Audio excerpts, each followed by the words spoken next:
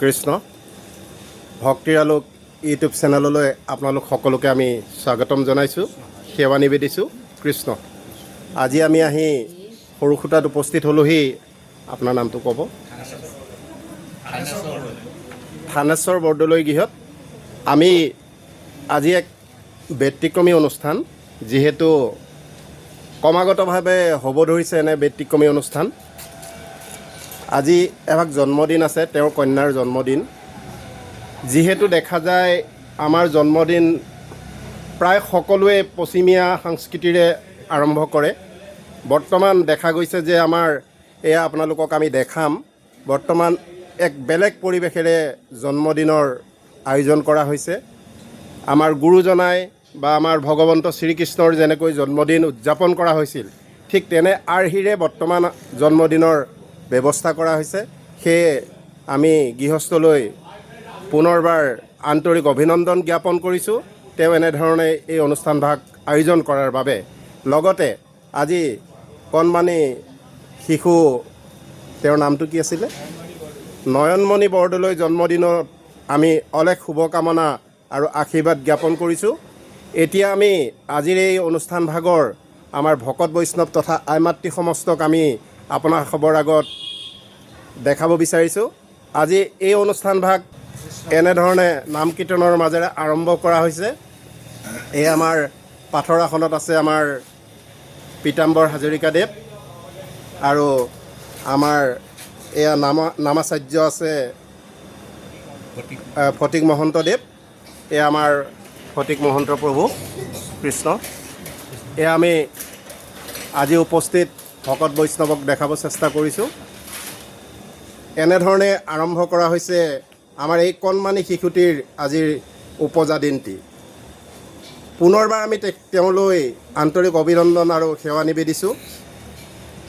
সঁচাকৈ আজি আমাৰ অসমীয়াৰ যি সংস্কৃতি সঁচাকৈ এক সুন্দৰ ৰূপ লৈছে। যিহেতু চাওঁতে চাওঁতে আমি জন্মদিনবিলাক পশ্চিমীয়া সংস্কৃতিৰে কেক কাটি, যি কেক আমি কাটোঁ তাত নিজৰ নামটো লিখোঁ, নিজৰ নামটো লিখি নিজেই খাওঁ। তাতে আমি মমবাতি জ্বলাই দিওঁ, মমবাতি জ্বলাই দি মমবাতিডাল আমি নিজেই নুমাই দিওঁ।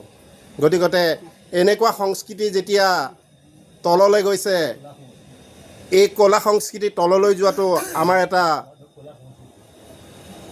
উজ্জ্বল ভৱিষ্যত বুলি আমি ক'ব লাগিব। এয়া আপোনালোকক দেখাব চেষ্টা কৰিছোঁ। এয়া পুৱা ভাগত জ্বলা বন্তি, এয়া বন্তি তেওঁৰ জন্মদিনৰ উপলক্ষে এই দুভাগ বন্তি আজি জ্বলিছিল। এই বন্তি যেতিয়ালৈকে নিজেই নুনুমাব তেতিয়ালৈকে এই বন্তি জ্বলিয়েই থাকিব। কিন্তু পশ্চিমীয়া সংস্কৃতিৰে যি আমাৰ জন্মদিন পালন কৰা হয়, কেক কটাৰ আগে আগে মমবাতিকেইডাল নুমাই দিয়া হয়। ইয়াৰ অৰ্থ কি বুজালে?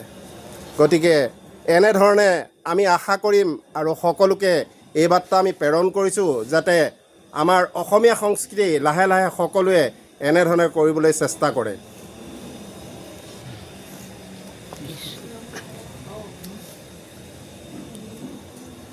আমি পুনৰবাৰ কণমানিজনীক দেখাইছোঁ আপোনালোকৰ আগত।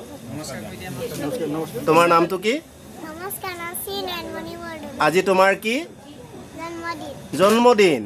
আজি তোমাৰ জন্মদিনত কি কৰিছে? সকাম পাতিছে। সুন্দৰ। এয়া ভকতসকলক লৈ আজি তেওঁলোকে এভাগ নামৰ ব্যৱস্থা কৰিলে, পাঠৰ ব্যৱস্থা কৰিলে। এনেধৰণে এয়া নৈবেদ্য সহিতে তেওঁলোকে জন্মদিন উলহ মালহেৰে পালন কৰিছে। পশ্চিমীয়া সংস্কৃতিতকৈ বহুত উন্নত ধৰণে এই জন্মদিন পালন কৰাৰ বাবে পুনৰবাৰ আমি তেওঁৰ পিতৃ মাতৃলৈ আৰু এই সৰুসুতাৰ সমূহ ৰাইজক আমি আন্তৰিক কৃতজ্ঞতা জ্ঞাপন কৰিছোঁ। যিহেতু তেওঁলোকে এই গাঁওখনত এনেধৰণে যিহেতু অনুষ্ঠানবিলাক আৰম্ভ কৰিব লৈছে, আমি আশা ৰাখিছোঁ জন্মদিনৰ অনুষ্ঠানভাগ সকল এনেধৰণেই তেওঁলোকে কৰিব বুলি পুনৰবাৰ আমি কণমানি আৰু পিতৃ মাতৃলৈ আন্তৰিক শুভেচ্ছা আৰু অভিনন্দন জ্ঞাপন কৰি আজিৰ এই অনুষ্ঠান ইমানতে সামৰণি মাৰিছোঁ। ধন্যবাদ। কৃষ্ণ হৰি ৰাম।